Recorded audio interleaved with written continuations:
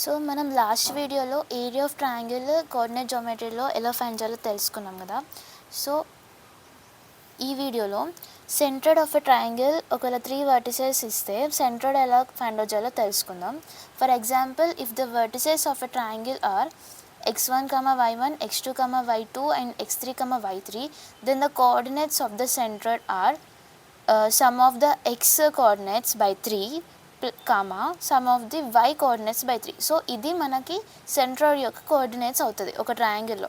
For example ఒక question చూస్తే, find the centroid of a triangle with vertices a 1, 2, b 3, 4 and c 5, 6.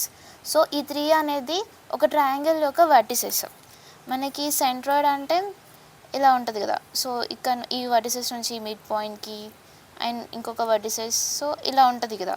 So దీన్ని centroid అంటాం. So మనకి ఈ వర్టిసెస్ కావాలంటే sum of the x coordinates by 3, sum of the y coordinates by 3 చేస్తే మనకి centroid of the triangle వచ్చేస్తుంది.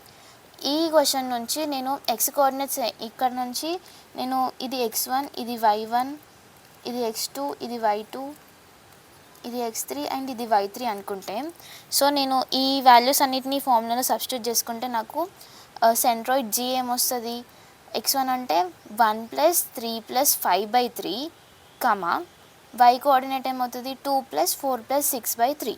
So g 9/3, 12/3. So centroid 3, 4 వచ్చింది. So centroid of the triangle of the vertices అంటే ఈ వర్టిసెస్ ఉన్న ట్రయాంగిల్ యొక్క centroid నాకు 3, 4 అని వచ్చింది. ఏ క్వశ్చన్లో అయినా ఇలా వర్టిసెస్ ఇచ్చి సెంట్రాయిడ్ అడిగితే ఈ ఫార్ములా అప్లై చేసేసి మనకి సెంట్రాయిడ్ యొక్క కోఆర్డినేట్స్ తెలుసుకోవచ్చు. సో క్లియర్ కదా. నెక్స్ట్ కొలీనియారిటీ చూద్దాము.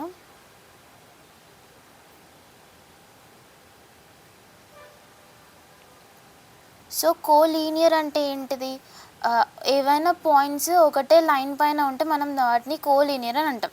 సో ఇక్కడ collinearity using area of triangle method.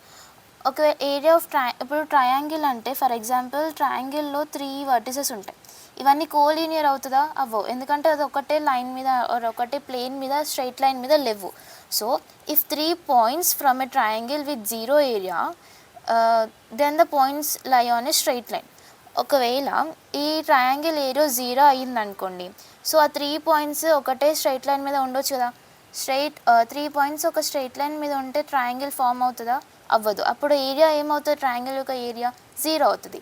So మనము collinearity using area of triangle method వాడినప్పుడు 3 పాయింట్స్ అనేవి అంటే ఏరియా ఆఫ్ ట్రయాంగిల్ ఈ ఫార్ములా తెలుసు కదా మనకి.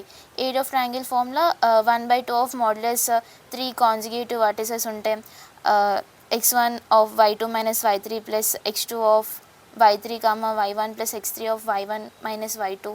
సో ఈ ఫార్ములాలో ఈ 3 పాయింట్స్ సబ్స్టిట్యూట్ చేసినప్పుడు మనకి ఏరియా అనేది 0 వస్తే ఆ 3 పాయింట్స్ అనేది కోలీనియర్ అని అంటాం. సో ఇదొక మెథడ్.